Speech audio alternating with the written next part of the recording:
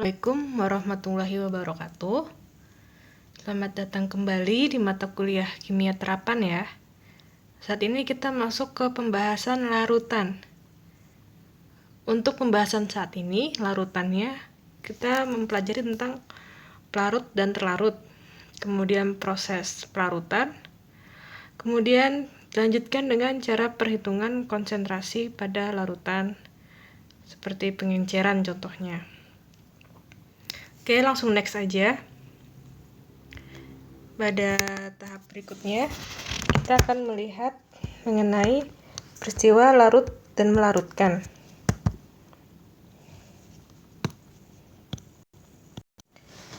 Dalam larutan, kita mengenal adanya terlarut dan pelarut, atau bahasa Inggrisnya terlarut itu solute, pelarut itu namanya solvent. Ini diingat ya. Kalau solvent itu kalau misalkan air dan sirup, airnya itu adalah pelarut, sirupnya adalah terlarut, seperti itu ya.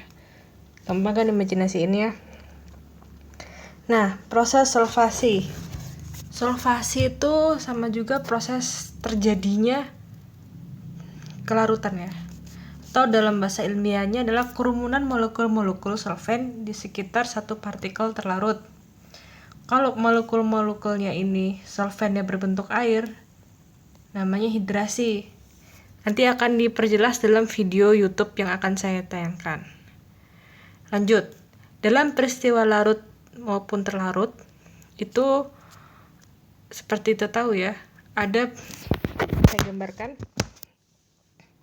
Misalnya kita punya air di sini, H2O. H2O ya, air. Kemudian kita di sini punya misalnya garam, NaCl. Pada saat dia dimasukkan berdua ini ke dalam suatu wadah, kita punya air dan punya NaCl. Untuk mereka bercampur, si air ini, molekul air, harus putus. Ini juga ada molekul NaCl. Mereka akan putus ya. Ini solute, ini solvent. Pada saat mereka, ini ada air yang gede, ini ada garam yang kecil. Kalau mereka bersatu, ini harus putus dulu dong. Nah, untuk memutuskan suatu ikatan kimia, kita tahu harus ada pelepasan energi. Nah, itulah yang disebut dengan eksoterm. Pelepasan energi. Pemutusan gaya intermolekuler partikel solute dan pemutusan gaya intermolekuler partikel solvent. Di sini disebutkan namanya endoterm. Kenapa dia endoterm? Karena dia butuh untuk memutuskan ini, dia butuh energi. Energi ini energi ya. Energi bisa dalam bentuk panas. Panasnya apa? Panas lingkungan. Panas lingkungan diserap untuk memutuskan energi ini. Makanya lingkungan sekitar rasanya dingin, makanya disebut dengan endoterm, menyerap panas. Pada saat mereka bereaksi, si air berikatan dengan si garam, dia ada interaksi solvent solute. Ingat, kalau dia berikatan, membentuk ikatan baru, berarti dia harus melepas ikatan baru sama dengan melepas energi. Paham ya? Karena dia melepas energi ke lingkungan, maka lingkungan terasa panas. Makanya disebut dengan interaksi ini adalah eksoterm. Dalam perhitungan entalpinya seperti ini. H1 itu apa? Solvent dan solute, eksoterm ya. Pemisahan endoterm.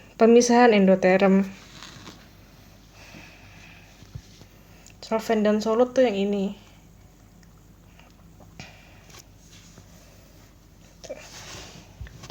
Nah, kalau proses spontan kandungan energi sistem berkurang dan ketidakteraturan sistem meningkat, entropi maksudnya.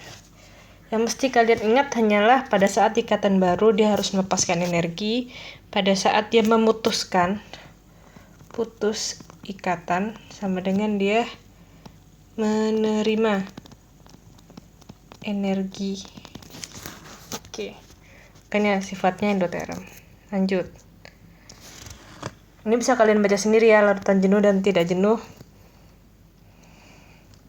Nah, faktor-faktor yang mempengaruhi kelarutan. Kelarutan dipengaruhi oleh sifat-sifat solut dan solvent. Maksudnya apa? Kalau solutnya kalian tuh non-polar, sedangkan solvent kalian tuh polar, apakah mereka bisa bercampur? Jawabannya tidak. Non-polar dan polar tuh tidak bisa bercampur ya. Air dan minyak enggak. Kecuali misalnya garam dan air baru bisa ya. Itu yang dimaksud dengan kelarutan dipengaruhi oleh sifat solut dan solvent. Selain solut dan solvent, nah ada juga namanya kelarutan berdasarkan suhu dan tekanan. Untuk gas, ingat gas. Maksudnya gas itu apa? Gas itu juga bisa larut ya dalam air. Oke. Bisa larut dalam fase liquid. Dari gas bisa larut ke dalam fase liquid. Tapi tidak sembarang liquid. Oke. Misalnya aja CO2.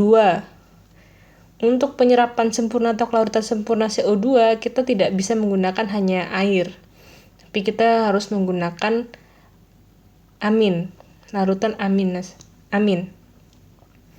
Nah, untuk menentukan kelarutan suatu gas itu juga ditentukan dari suhu dan tekanannya. Itu akan berkaitan dengan sifat koligatif yang akan saya terangkan selanjutnya. Oke. Kemudian ada kata-kata makin besar tarik-menarik antar molekul solut dan solvent, kelarutan makin besar. Artinya makin besar dengan meningkatnya massa molekul atau polaritas. Maksudnya apa? Seperti nanti ada video nih. Ini garam. Ini garam. Terus di sini air, molekul air. Ada molekul air 3 ya. Ini molekul air kalau semakin dia kuat narik si garam, semakin besar nggak kelarutannya? Semakin besar ya. Ibarat saya mau narik tambang, semakin besar tenaganya semakin ketarik kan tambangnya, seperti itu. Itu yang dimaksud dengan makin besar tarikan, maka kelarutan makin besar.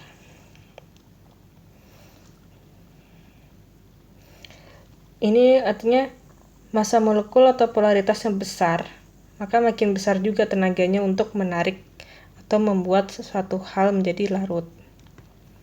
Nah, kalau ini adalah kelarutan gas di dalam air dalam suhu 20 derajat Celcius dan tekanan 1 atmosferik. Nah, gas NN2, CO2, O2, RNKR. Kelarutannya sekian.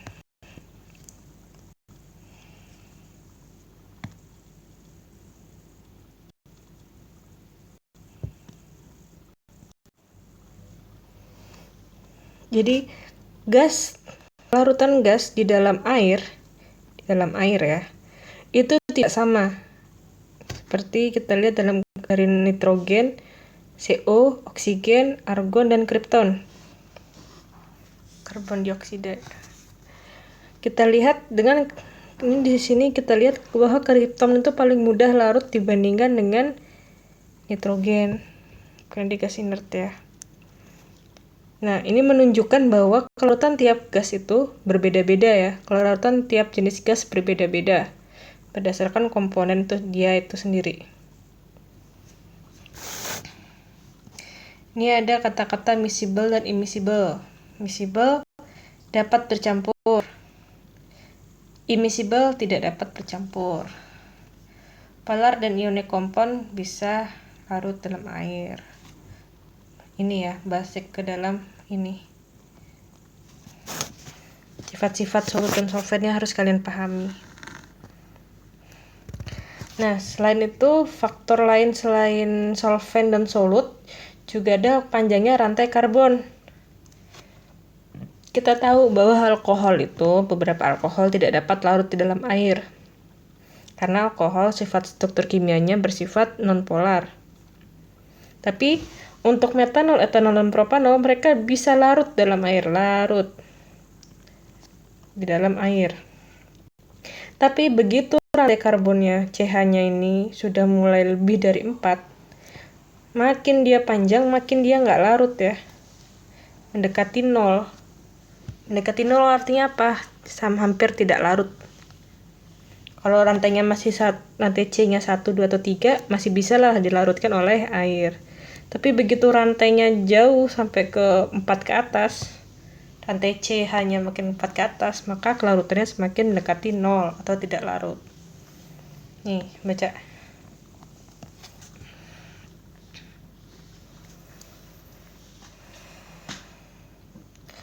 Nah, kemudian lanjutkan dengan faktor-faktor lain. Tadi kita udah tahu apa?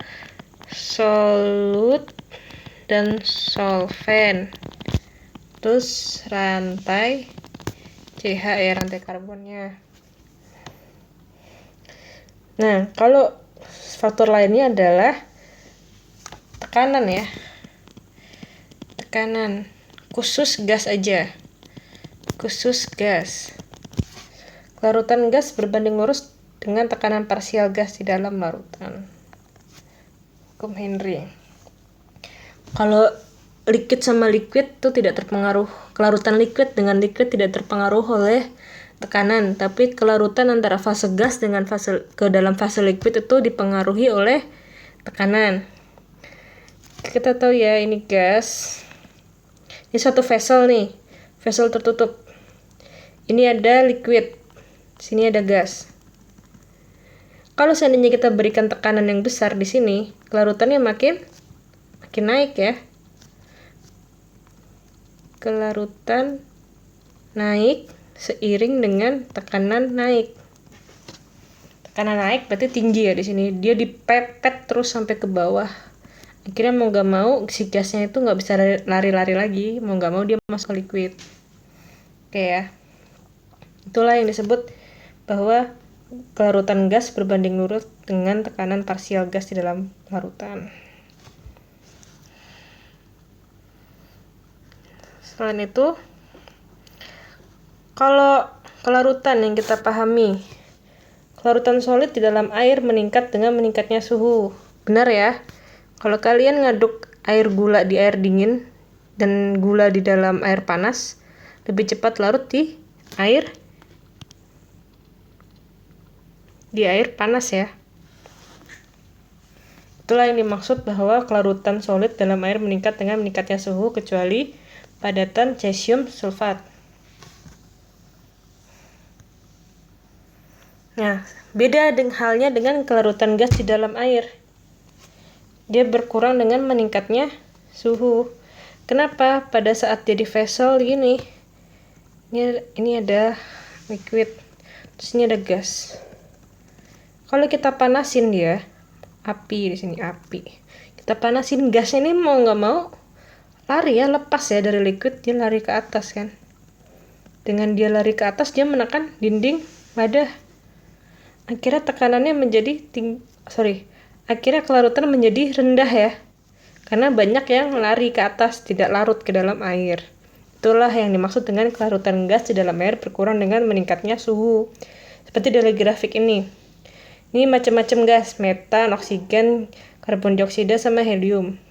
Kalau kita panasin, kelarutannya makin lama makin turun nih. Kelihatan ya? Nah,